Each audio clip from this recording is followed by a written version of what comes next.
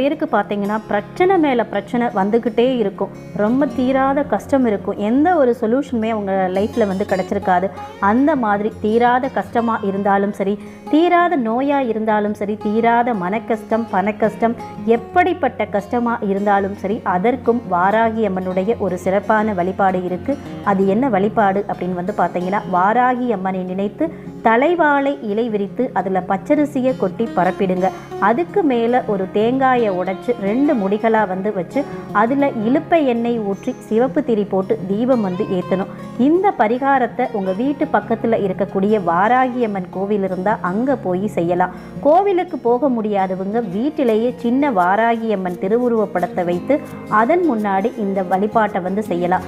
எப்படிப்பட்ட கஷ்டமாக இருந்தாலும் சரி, அந்த கஷ்டம் கூடிய விரைவில் நீங்கிறத நீங்கள் கண்கூடாக பார்க்க முடியும். இந்த பரிகாரத்தை எப்போ பண்ணணும் அப்படின்னு பார்த்தீங்கன்னா, செவ்வாய்க்கிழமை வரக்கூடிய